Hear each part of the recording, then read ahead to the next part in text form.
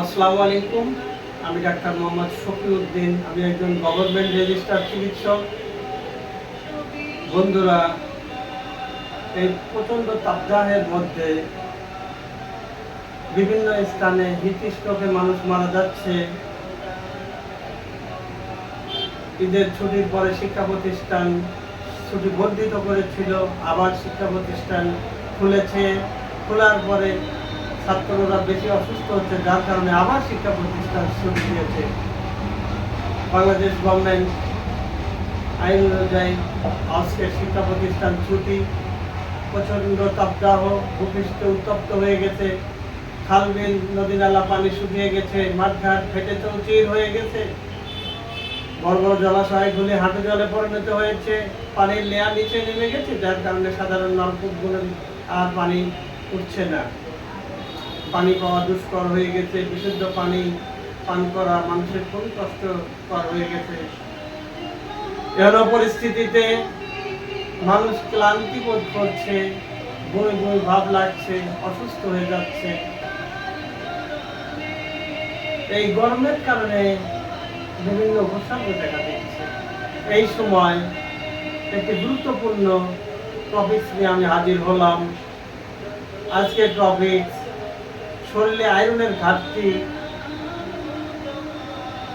কিভাবে বুঝবেন। যে শরীরে আয়রন কম আছে কিভাবে বুঝবেন, শরীরে আয়রনের ঘাটতি কিভাবে বুঝবেন। এই সময় বিভিন্ন মানুষ ক্লান্তি বোধ করছে, বই বই ভাব লাগছে, মাথা ব্যথা করছে, বিভিন্ন সমস্যা দেখা দিচ্ছে, মনোযোগতা থাকছে না।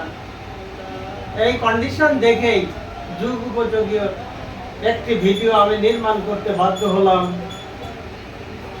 যে শুধু এই হিট স্ট্রোকের উপর বা হিট রেস বিভিন্ন সমস্যা দেখা দিচ্ছে প্রচন্ড গরমের কারণে। এই গরমকেই শুধু দায়ী করলে হবে না, আমাদের শরীরে যে আয়রন আছে এটা যদি ঘাটতি হয় তাহলে শরীরে বিভিন্ন সমস্যা দেখা দিতে পারে। সেইটাই নিয়ে আলোচনা করার জন্য আজকের ভিডিও নির্মাণ করলাম। এই মুহূর্তে দেশ ও দেশের বাইরে থেকে যারা আমার এই ভিডিওটি দেখছেন, সবাইকে অসংখ্য ধন্যবাদ সুস্বাস্থ্য হোমিও চ্যানেলের পক্ষ থেকে। যারা আমার চ্যানেলটি সাবস্ক্রাইব করেন নাই এখনো, আমার চ্যানেলে নতুন, তারা আমার চ্যানেলটি সাবস্ক্রাইব করে রাখুন, যাতে অনেক অজানা তথ্য আপনারা জানতে পারেন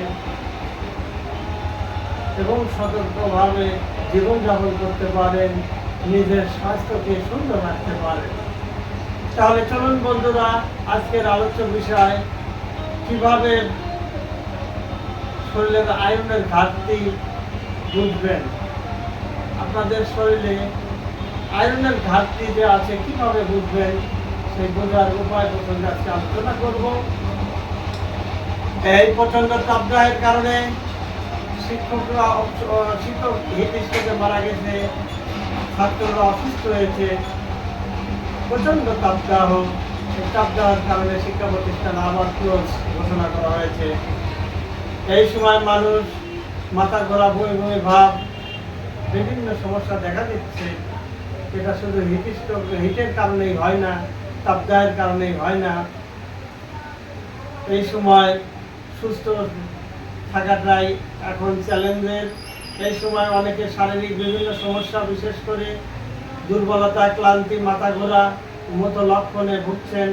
তবে এগুলো শুধু গরমের কারণেই নয়, শরীরে পুষ্টির ঘাটতি হলেও এমনটি হতে পারে। বিশেষ করে আয়রনের ঘাটতি হলে এই লক্ষণগুলো বেশি দেখা দেয়। আয়রন শরীরের প্রতিরক্ষামূলক ঢাল স্বরূপ কাজ করে। শরীরে কোনো কঠিন ব্যাধি আক্রমণ করতে চাইলে আয়রন বাধা দিয়ে থাকে।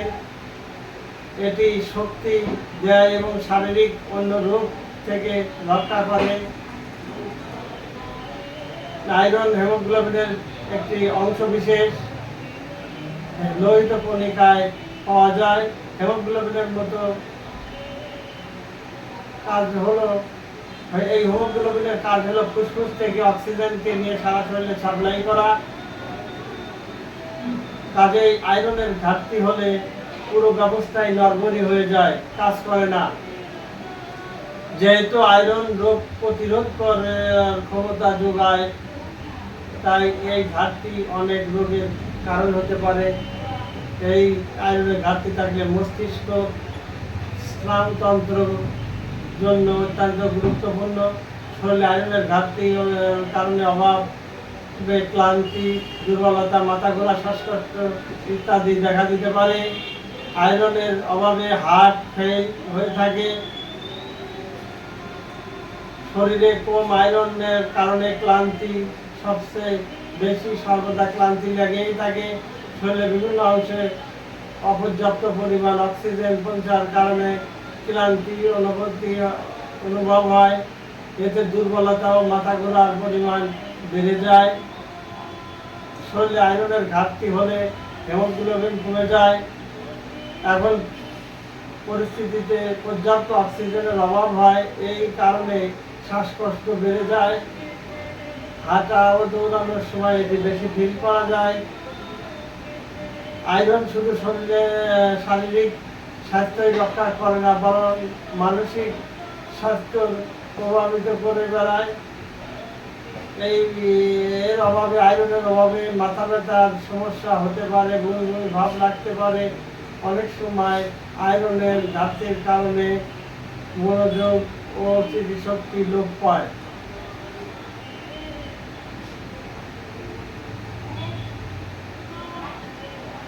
এই সময় ফলে অনেক সমস্যা, আয়রনের ঘাটতি থাকলে শরীরে অনেক সমস্যা দেখা দিতে পারে। যাদের শরীরে আয়রনের ঘাটতি আছে, পর্যাপ্ত পরিমাণ আয়রন নাই, তাদের হাত পা সবসময় ঠান্ডা হয়ে থাকে, কারণ এটি আয়রনের ঘাটতির লক্ষণ হতে পারে। আয়রনের ঘাটতির কারণে যখন শরীরে অক্সিজেন ঠিকমতো পৌঁছায় না, তখন এ ধরনের সমস্যা হতে পারে। তাই বন্ধুরা আমার, যাদের শরীরে আয়রনের ঘাটতি আছে, তাদের শরীর ক্লান্তি লাগবে।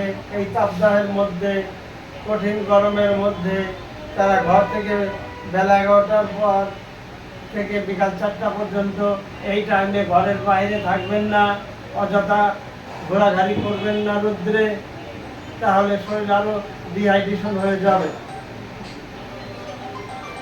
আয়রনের ঘাটতি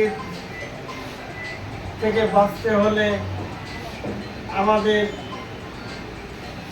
এমন ব্যবস্থা গ্রহণ করতে হবে যাতে শরীরের আয়রনের ঘাটতি ফিল আপ না হয়, অন্যান্য রোগ ব্যাধিও তাতে আক্রমণ না করতে পারে, সেই প্রতিরোধ ব্যবস্থা গ্রহণ করতে হবে। আমাদের শরীরকে সুস্থ রাখতে হলে আয়রনের যাতে কমতি না থাকে সেদিক দৃষ্টি দিতে হবে। শুধু সেই দিক দৃষ্টি না দিলেই চলবে না, আয়রনের ঘাটতি যাতে আমাদের শরীরের উপর প্রভাব না আনে সেদিকে সার্বক্ষণিকভাবে মনিটরিং করতে হবে। কারণ আয়রনের ঘাটতি থাকলেই শ্বাসকষ্ট হবে, মস্তিষ্ক মনোযোগতা চলে যাবে, ঠিকমতো কাজকাম করতে পারবেন না। এজন্যই